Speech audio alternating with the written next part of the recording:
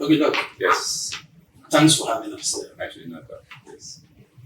Yes. So I just want to understand a few things concerning the telecom sector. Okay. First, we have a very strict licensing regime, and in recent times we noticed that some of the players are not performing. Some of the MNOs are not performing. They look more like redundant. Self-line, Blue, their customers complaining a lot. Can you give us some insight into what is happening to this whole regime and then this not performing? Charles, thank you for this interview. I appreciate you making time to actually follow up after the press briefing.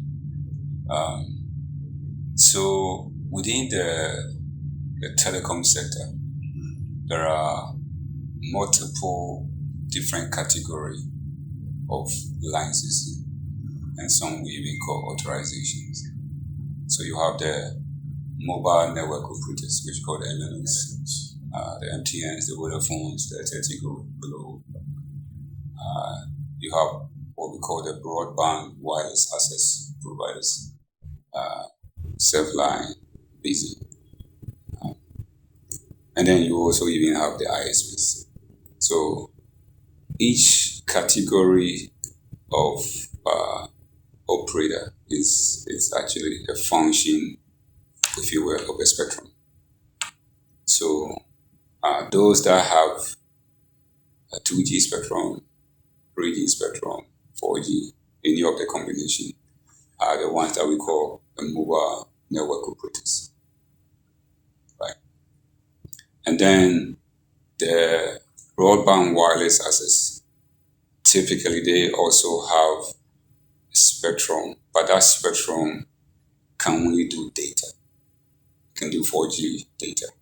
So today the video arrays have a 2600 megahertz spectrum, which is 4G data. They cannot, by virtue of their licenses, they cannot do voice termination, traditional voice termination. Now, NCA, just to be fair, as a regulator, which is one of the key, ensure that for the mobile network operators, at the entrance or at the time of the license authorization, the amount of spectrum that is given them is pretty much the same. Okay. Right? The size of the spectrum. Right? It's practically the same. It was the same for Airtel, the same for Tigo, the same for MTN, Vodafone, and Glow as well. So for both 2G and 3G, they were all the same. The only spectrum that was auctioned was the 4G, but 2G, 3G was the same. So you ask yourself then, why, if they were all given the same spectrum at the entrance of the market, why would one be ahead of the other? And that's a very complicated discussions that we can get into. But the point here is that it was not discriminatory, right? NCA didn't say that, okay, Glow, you are coming in, we just give you a little piece, but MTN will give you that much, right? If you go and look at the numbers, they were all around the same. But there's a whole factor that will lead into one having the liquidity to be able to actually continue. Again, the only spectrum on the mobile side, the only spectrum that was auctioned was the 4G, right? And so, a whole lot of things that because I'm a regulator sitting here, I don't want to get into, but I just want you to know that at the beginning they were all given easy. So if we go to school and we sit in the same class and the same teacher, the same textbooks, the same everything, you can ask that, okay, at the end of it, when we do the exam, why show? Right? But with MTN, once the 4G came in, that actually also changed the equation. Because at some point, the world now began to move from the analog world to the digital. If you really want to do digital, you need data. So you could see that strategically at the time that they got into 4G, it was a strategic decision. That's a corporate decision that they had to make. And very expensive, and they went for it. And I think once they got to that point, he really now gave them the ability to leap ahead of the But others. didn't you see or anticipate that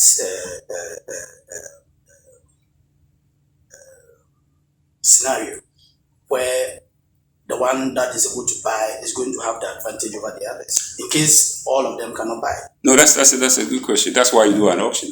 It wasn't one slot, right? It was actually two slots. So another entity could have actually got into this. So in this question, you have to ask, the board of directors or who of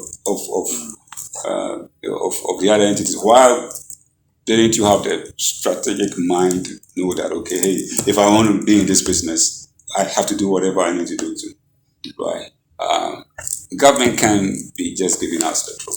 There are multiple ways you do it. The 2G, 3G, they make sure that if you are coming in, but the 4G, they decided that they had to auction, and they went on auction, and only MTN was able to do that. I think at that point, it became a challenge for the others to. So I could see from this that it set an opportunity to separate the men from the boys. Now the men have taken the lead, and we bring in the SMP thing. Are we really fair to them?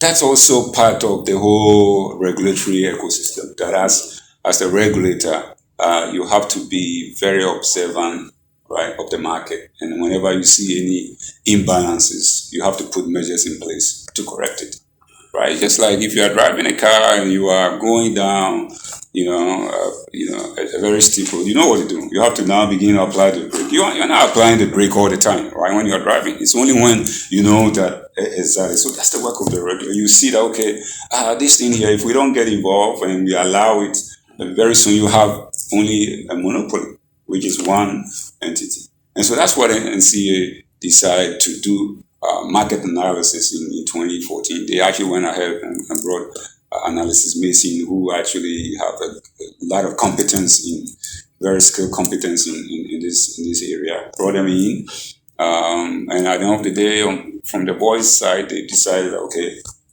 MTN is indeed SMP. I look at some scenario that you created with the figures in terms of savings that had accrued. Do you see these smaller ones, investing? I mean, plowing back their investment to bring them up to speed.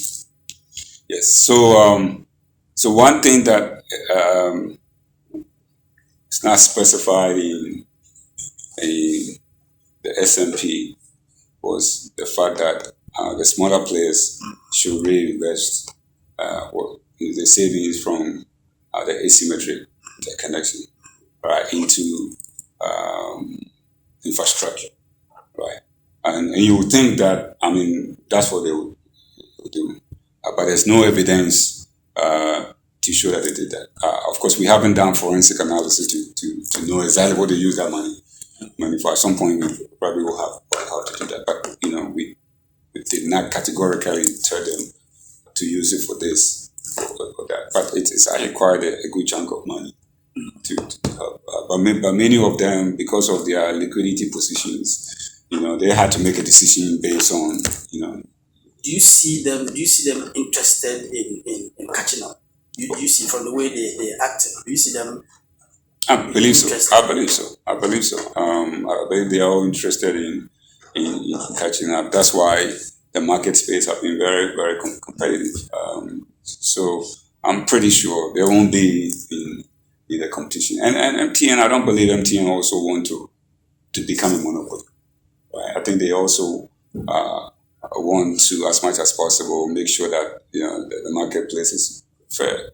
Part of the remedies is national roaming, right? Wherever an operator does not have a presence, right? Another operator can go in and their subscribers can actually use the service. So, for example, if you're at Tigo and you travel to Wanchi or maybe way back there somewhere, and Go is not there, you can now roam on MTN or Vodafone. If between MTN and Vodafone and Go, that national roaming is available. It's all part of the remedies of the SSL. Is that happening? Oh yes, it's happening. I think they're doing so within 2G and 3G. I'm hoping that sooner or later they'll be able to. It's all a commercial arrangement. We get involved in just setting an enable environment for them to do that. But when it comes to the commercials, we can. Okay. Are you ready to do that forensic audit that you talked about to see how these ones, the smaller ones, are using the savings? We certainly will be doing that at some point. Yes. No timelines. No timelines, but it's something that we need to engage the non-SMB players, show them these numbers, and hopefully they will be able to tell us. We had complaints to our office where some subscribers were saying that they can't access Surfline. What is happening with Surfline? So Surfline actually wrote to us, I think last week also, that they have shut down their data center. Prior to that, they've informed us that they were shutting down their radio access network.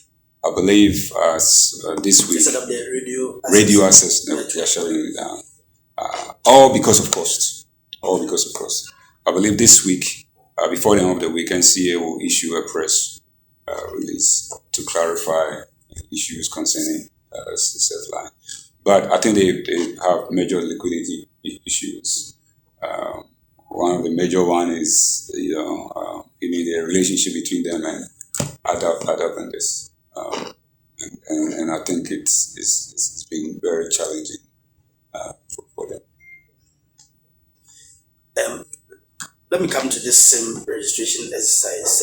You mentioned some figures. Let me take you to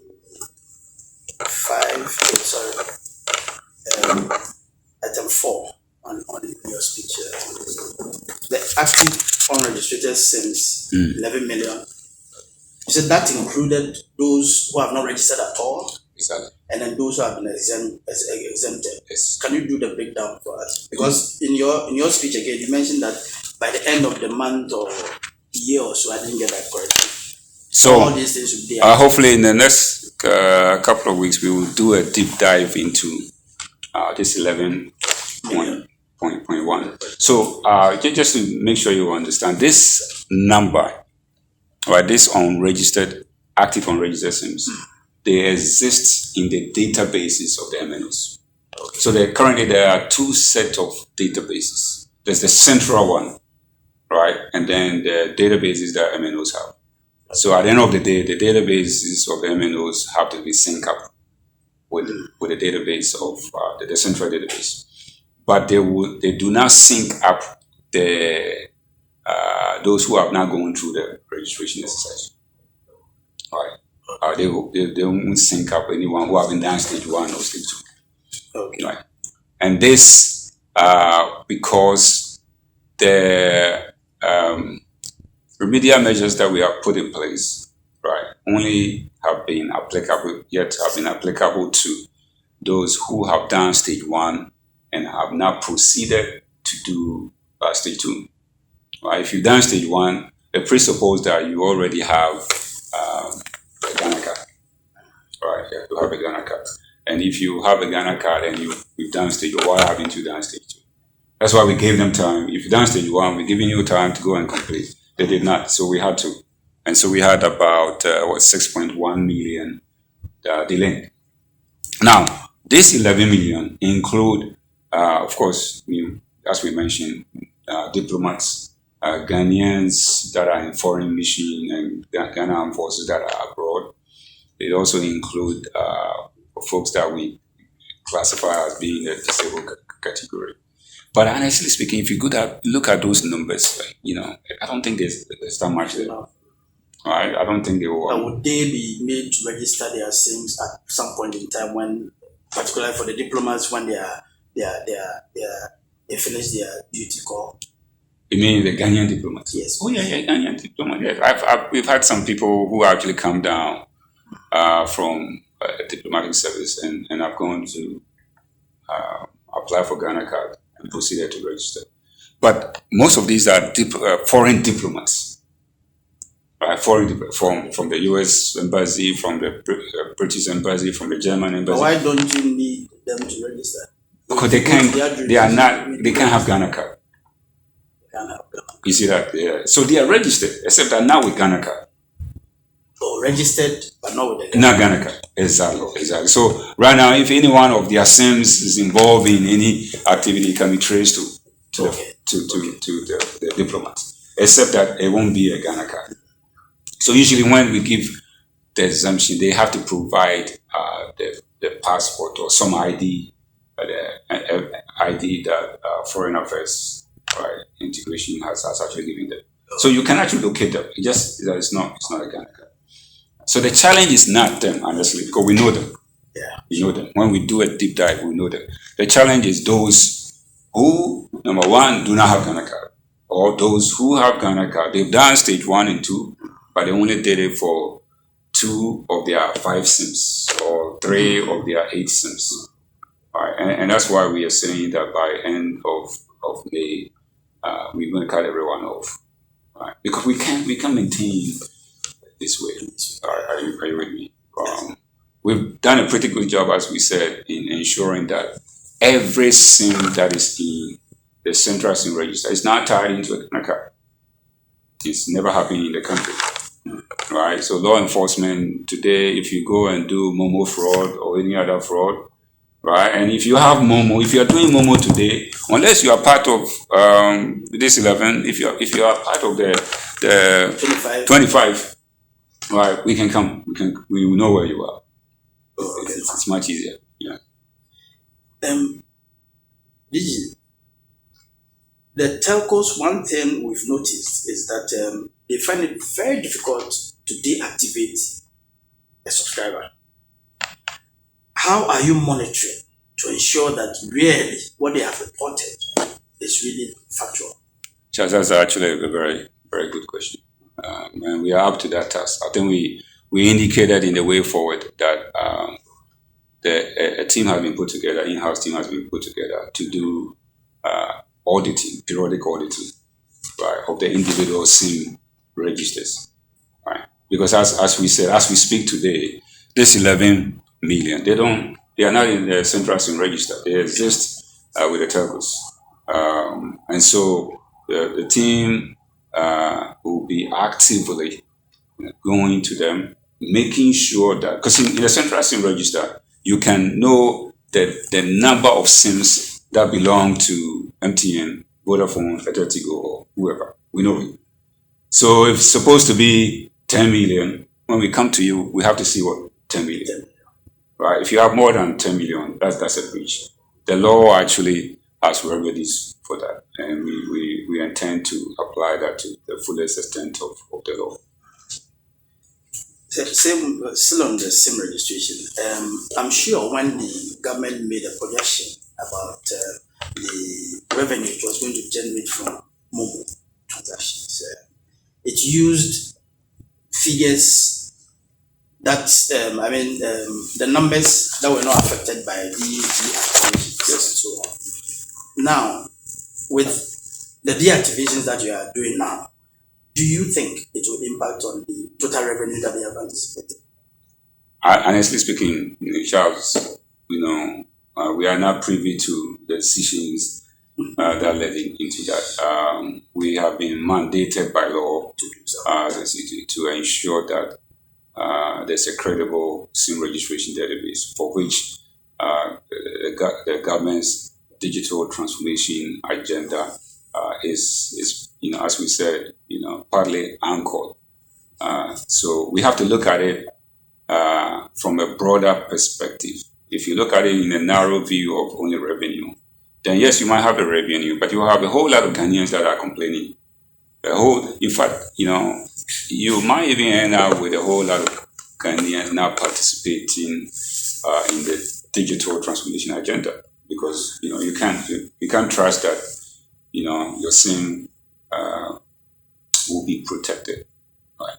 And so I think it's a broader question that we need to really look at. And I believe that, from law enforcement to government, everyone is on our side. So certainly the telcos looked at the SIM, and it is the belief that every one of these SIMs that have been delinked, if they are genuine, the people will go in and apply. There's room to go in and apply, but you have to go through and make sure your Ghana card is tied to a SIM. It cannot be that there will be a bunch of SIMs that are just out there, not anchored to any Ghana card. Is there a point where maybe the numbers may be reallocated? Oh yeah, the telcos have procedures for that. Yeah, they do have.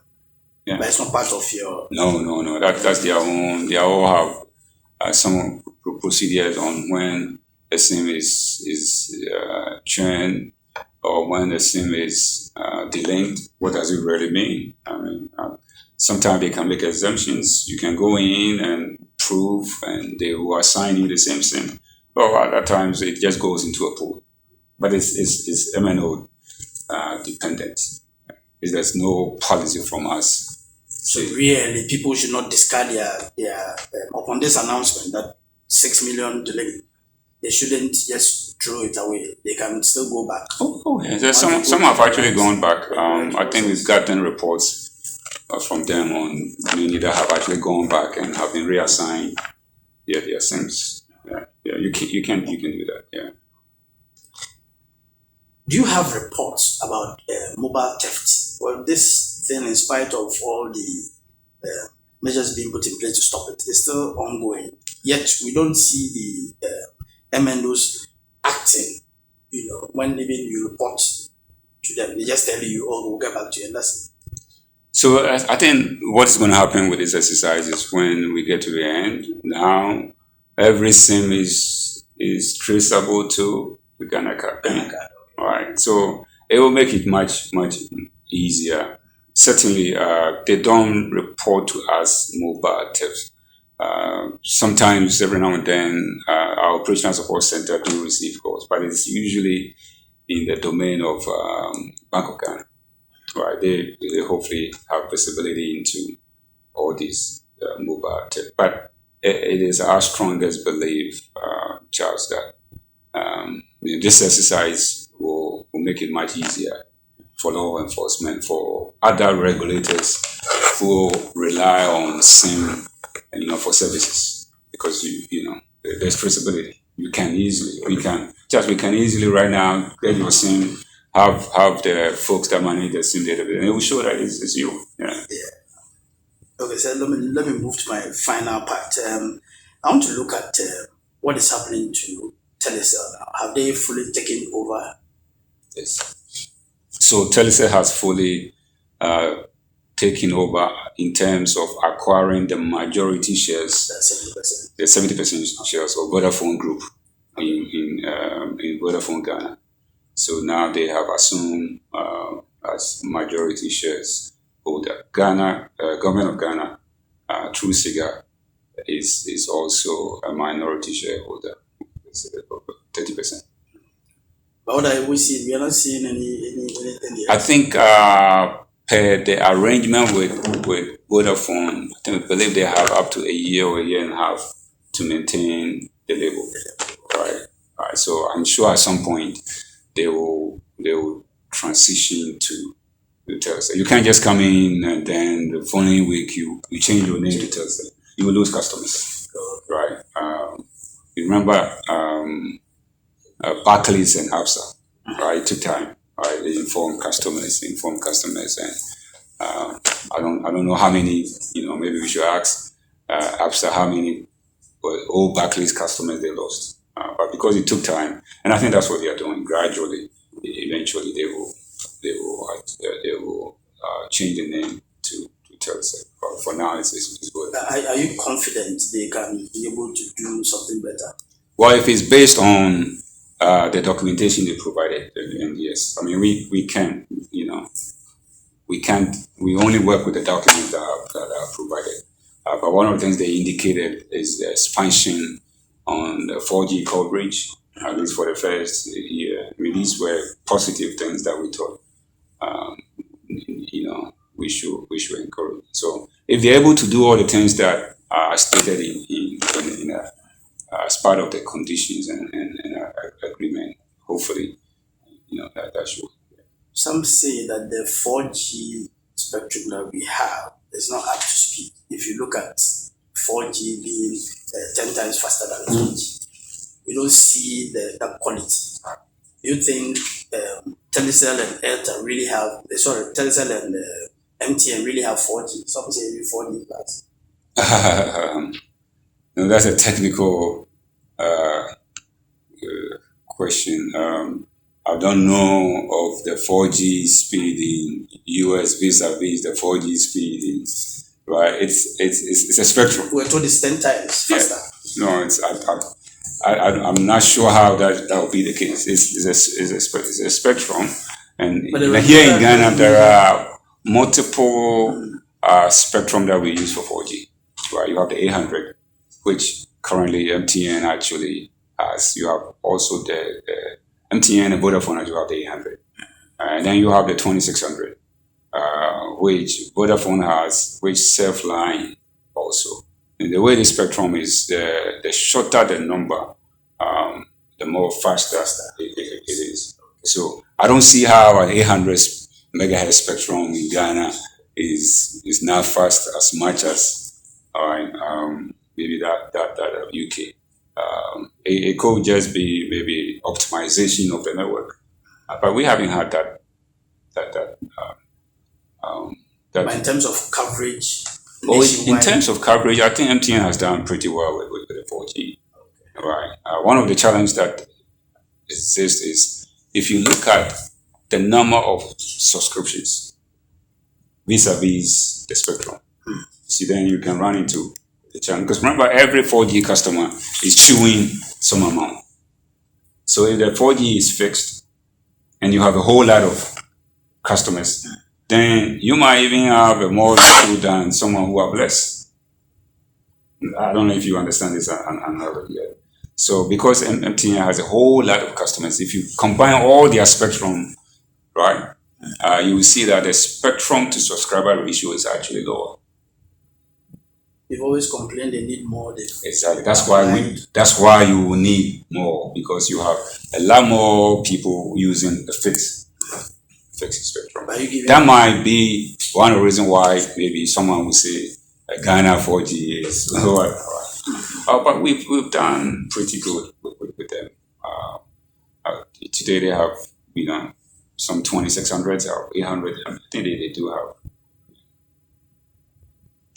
They talking about 5G. Are we going to see 5G? Certainly. So we've done extensive work on that from the regulatory standpoint. We've identified all the bands, right, that are 4G capable as per the international community. So it takes time to wean off existing customers, because some of these spectrum, they are not new spectrums, they exist. So one time you might have assigned it to an entity who was using it for 3G or 2G. So it takes time to wean them off. But I think NCA have done pretty well. Right now, we do have a very good amount of spectrum for 5G. The low band, the mid band, and the high band. So the next thing that needs to happen is a policy decision. That takes time, because it's a major national asset, and looking at the dynamics of the infrastructure, the sector, you have to make sure you make the right decision. Otherwise, you get back in the 4G decision. But how soon are we going to see that happen? It's a policy decision, and we are aware that the policy holder is actively looking into this. But I don't know. I don't have any timeline. But I think will it be sold just as the 4G? Again. So that's what the policy is. Exactly. Yeah. So finally, Airtel Tigo. We've had some speculations about the fact that it's been sold. We now know government is now, or the state is the sole owner. Can you give us some brief about what is happening to Airtel Tigo? I think it is exactly as you stated. Airtel Tigo offloaded all the shares to the government of Ghana, pretty much.